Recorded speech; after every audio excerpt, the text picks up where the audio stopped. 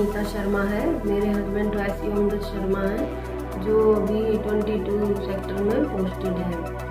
और मैंने अभी कुछ समय पहले भी एक वीडियो बनाया था जिसमें मैंने पूरा बताया था आपको कि हमारे असम राइफल में जो आर्मी के ऑफिसर आते हैं पोस्टिंग, ये बहुत करप्शन करते हैं और हमारे जवानों को, ऑफिसरों को बहुत परेशान करते हैं। मेरे हस्बैंड को इन्होंने बहुत बुरी तरह से परेशान कर रखा है क्योंकि मेरे हस्बैंड ने इनके द्वारा किए गए बहुत से इनलीगल मैटर के बारे में हमारे माननीय राष्ट्रपति जी, माननीय प्रधानमंत्री जी, माननीय गृह मंत्री जी के पास बहुत से लेटर लिखे हैं। इन्होंने बहुत हाई लेवल करप्शन के बारे में खुलासा किया है।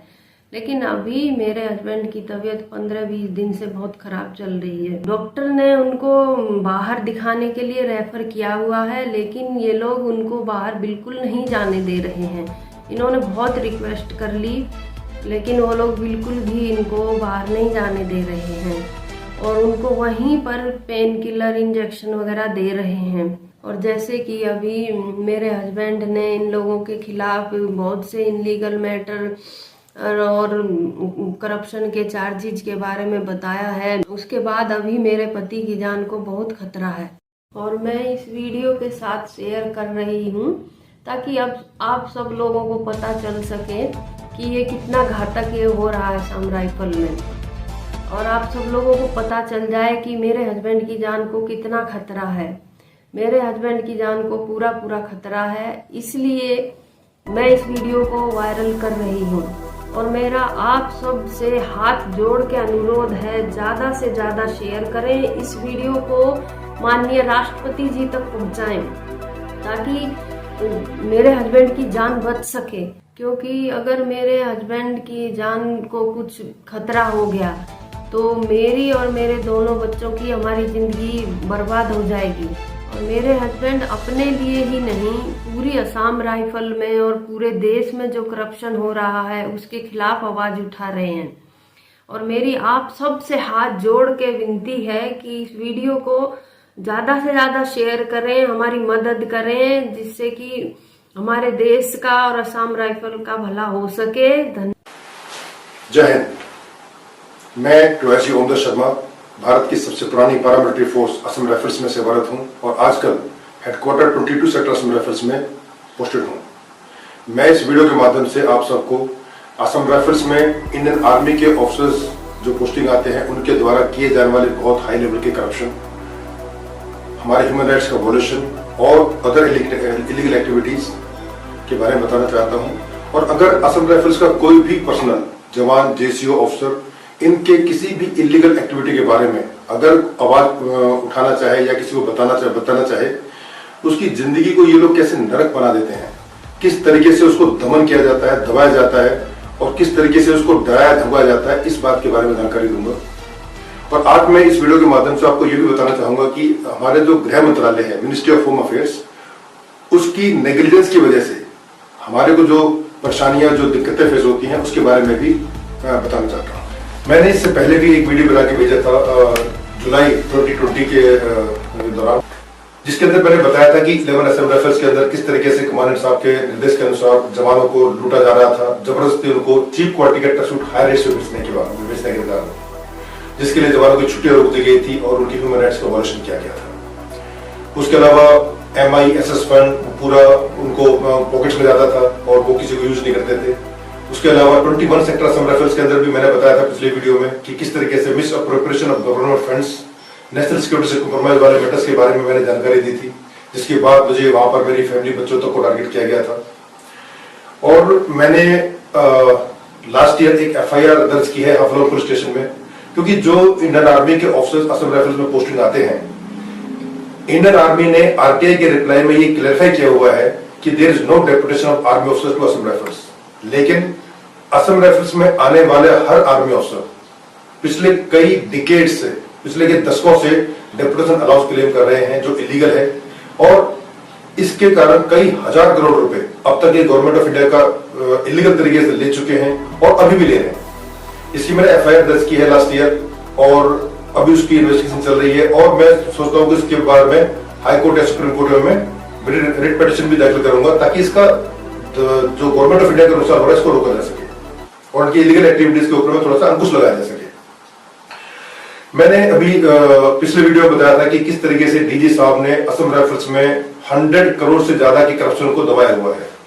असम राइफल्स में जो जवानों को सामान इशू किया जाता है ड्रेस वगैरह के आइटम्स के बारे में, तो ये पहले फ्री परचेज करके असम राइफल्स के अधिकारी जो हेडक्वार्टर में बैठे हुए वो खरीदते थे और तब जवानों को इशू करते थे।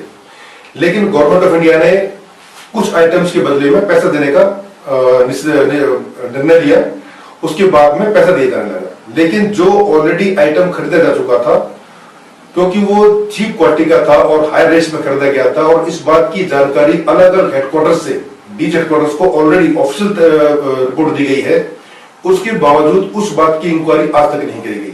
लेकिन उस चीप क्वालिटी के आइटम्स को जो हाई रेट्स में खरीदा गया था, असम राइफल्स के जवानों को बिक्री करने के लिए हर तरह के जो प्रपंच किए जा रहे हैं और इसकी इंक्वायरी नहीं की जा रही है। क्योंकि अगर इसकी इंक्वायरी हो गई तो असम राइफल्स में, क्योंकि जो भी प्रोक्योरमेंट होता है वो आर्मी के ऑफिसर्स ही करते हैं, जो अलग अलग हेडक्वार्टर्स में बैठे हुए हैं, डीजी हेडक्वार्टर्स में बैठे हुए हैं, वही करते हैं। तो अगर इस केस की इंक्वायरी हो जाती है तो इनको जो मोडस ऑपरेंडी है असम राइफल्स में करप्शन करके पैसे कमाने का, ये एक्सपोज हो जाएगा। इसलिए डीजी साहब इस पे बिल्कुल इंक्वायरी पर कोई ध्यान नहीं है, बस वो सामान को जवानों को बिक्री करना है किस तरीके से। और मेरे पास में डीजी साहब के साइन किए हुए रिटर्न ऑर्डर्स की कॉपी है जो उन्होंने अपने कमांड चैनल को दी है असम राइफल्स में, कि किस तरीके से असम राइफल्स के जवानों को मजबूर किया जाए उस सामान को खरीदने के लिए, जो 3 साल पहले खरीदा गया था, चीप क्वालिटी का और हाई रेट्स पे सामान खरीदा गया था। और इसका मैंने अभी हाई कोर्ट ऑफ गुवाहाटी में केस भी कर दिया है, क्योंकि अभी तक मिनिस्ट्री ऑफ होम अफेयर्स की तरफ से कोई एक्शन हुआ नहीं था, तो मैंने फिर हाई कोर्ट में केस किया है। शायद वहां से इंक्वायरी के ऑर्डर्स आएंगे, लेकिन अभी तक उन्होंने इसके ऊपर रिट पिटीशन का जो काउंटर एफिडेविट है अभी तक दाखिल नहीं किया है। तकरीबन 6 महीने हो गए, ये कोर्ट के आदेश को भी नहीं मानते। और मैंने भी कुछ दिन पहले हमारे 22 सेक्टर असम राइफल्स में जो डीआईजी साहब हैं और जो कर्नल ऑफ साहब हैं, इनके अगेंस्ट में मैंने एक कंप्लेंट की थी। पहले थ्रो प्रोपोर्शनल की क्वेश्चन नहीं हुआ, तो फिर मैंने उसकी रिपोर्ट गृह मंत्रालय में कर दी।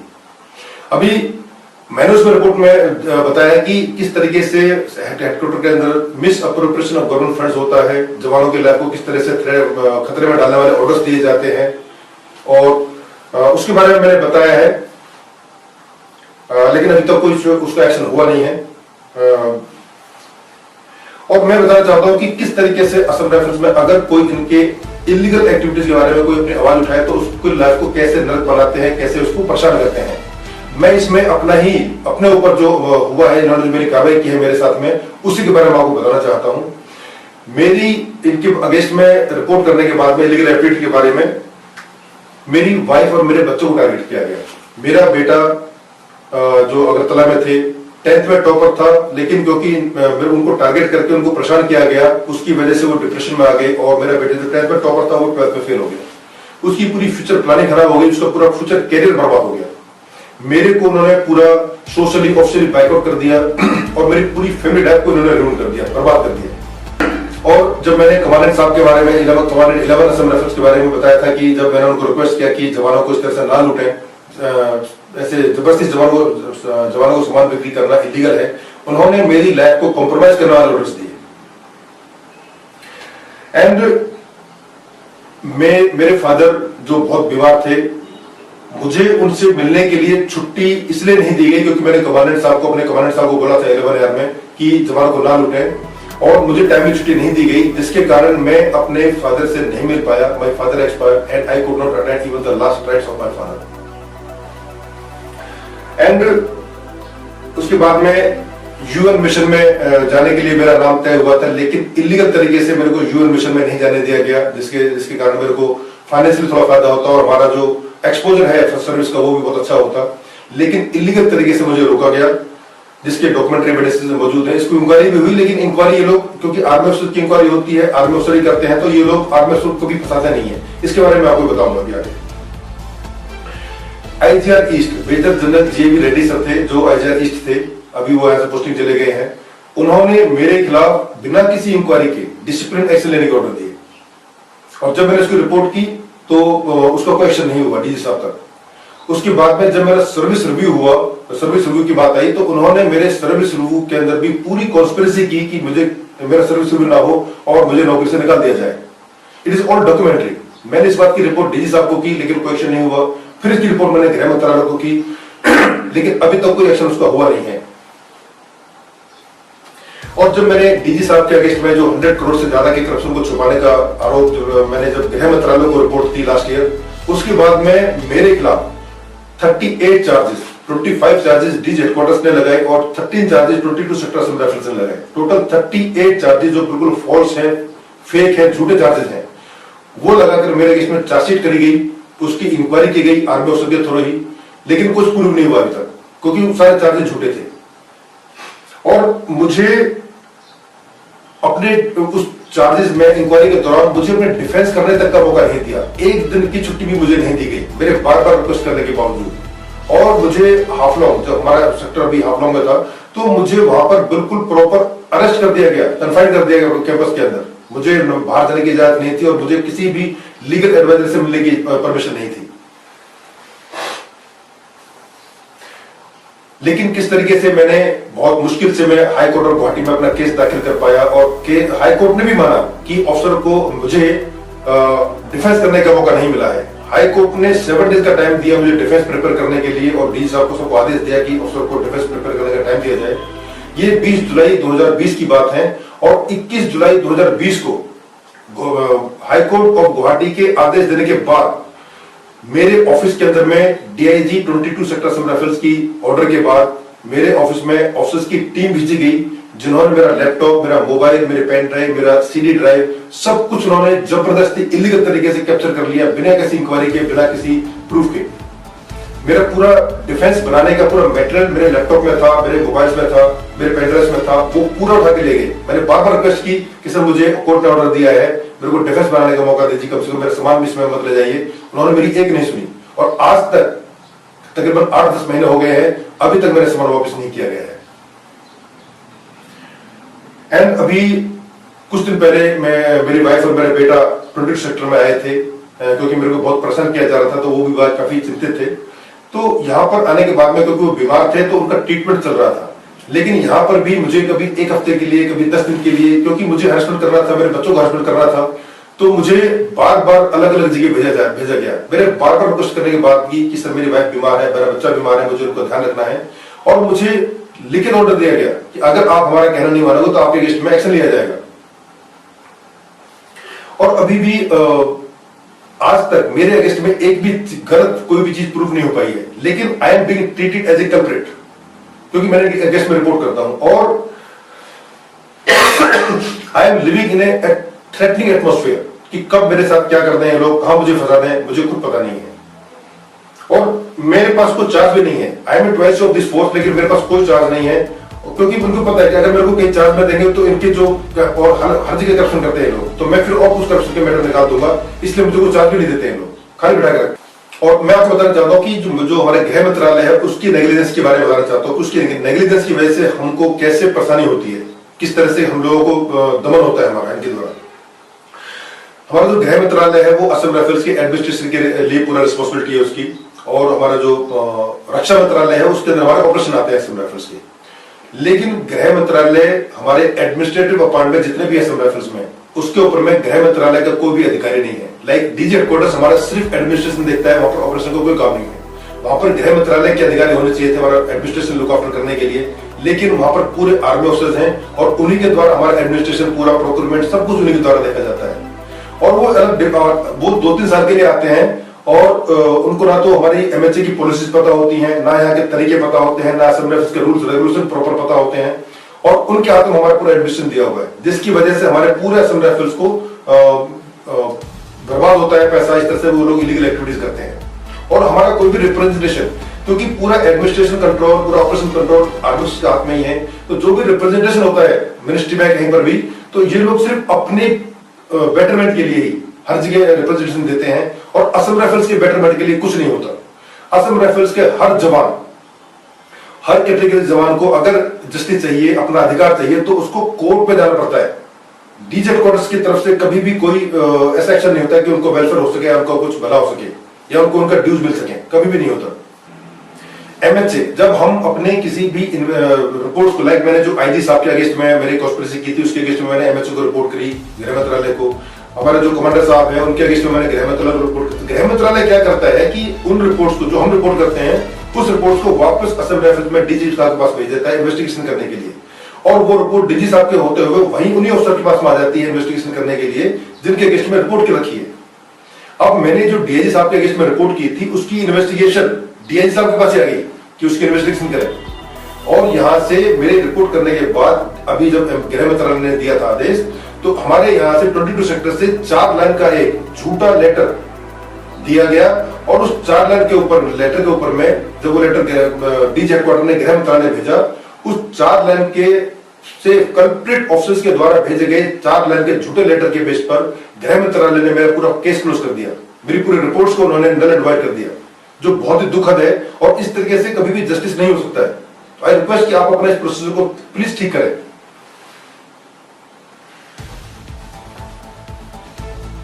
और डीजी साहब के अगेंस्ट में मैंने रिपोर्ट की हुई है, पूरा कोर्ट केस किया हुआ है, कोर्ट में डॉक्यूमेंट्स जमा किए हुए हैं, लेकिन अभी तक कोई एक्शन गृह मंत्रालय की तरफ से हुआ नहीं है। मैं यहां पर एक एग्जांपल देना चाहता हूं कि 2010 और 2011 की बात है। उस समय के हमारे डीजी साहब थे लेफ्टिनेंट जनरल रामेश्वर राय, उनके अगेंस्ट में सिर्फ 23,000 रुपीज का कुछ करप्शन का चार्ज लगा था। उनकी मैडम को कुछ सामान खरीदा गया था किसी फंड से। 23,000 के करप्शन का चार्ज लगने के बाद उन डीजी साहब को तत्काल उनके पद से बर्खास्त कर दिया गया था, और उनको किसी आर्मी फॉर्मेशन में अटैच करके वहां पर उनकी इंक्वायरी चली थी। लेकिन आज हालात ये है कि मैंने अपने प्रेजेंट डीजी साहब लेफ्टिनेंट जनरल सुखदीप सांगवान साहब के अगेंस्ट में मैंने खुद गृह मंत्रालय को रिपोर्ट की है कि उन्होंने 100 करोड़ से ज्यादा के करप्शन को छुपा के रखा हुआ है, उसकी इंक्वायरी नहीं करवा रहे हैं, और मैंने हाई कोर्ट पर केस किया हुआ है, लेकिन आज तक कोई एक्शन नहीं हुआ है गृह मंत्रालय की तरफ से। और क्योंकि डीजी साहब के इसमें रिपोर्ट की है मैंने, वो इन्फ्लुएंस अभी उनका ओहदा है, काफी ऊंचा है, और वो अपने पद का दुरुपयोग करके मेरे को, क्योंकि मैंने उनको इसमें रिपोर्ट किया, तो मेरे को कुछ भी हानि नुकसान पहुंचा सकते हैं, वो मेरे कैरियर को, मेरी लाइफ को पूरा खतरा है उनसे। लेकिन गृह मंत्रालय इसमें कोई भी उसका एक्शन नहीं ले रहा है, कोई भी इसमें उसका काम नहीं कर रहा है।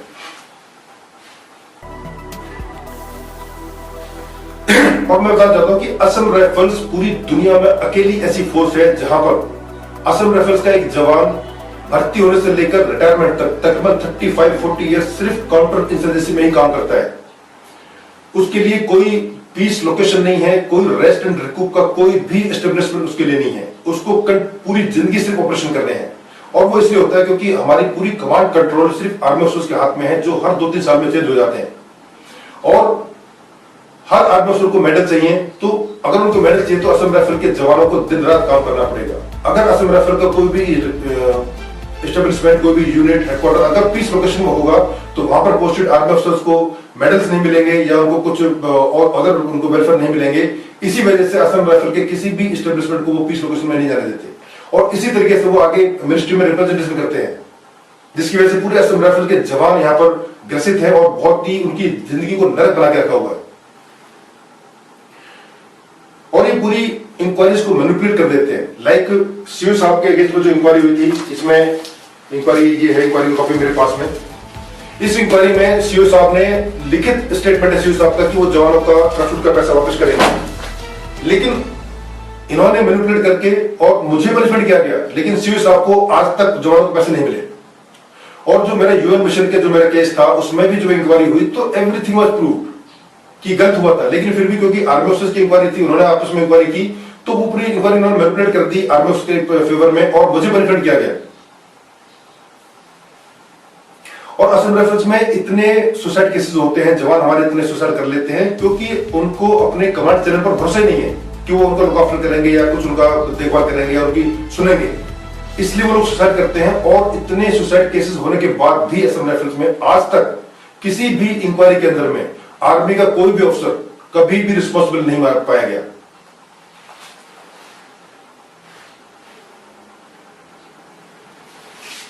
एंड ये लोग आर्मी ऑफिसर्स को, जवानों को, जैसे उसको आर्मी की जितनी पर्सनल है, we are like slaves to them.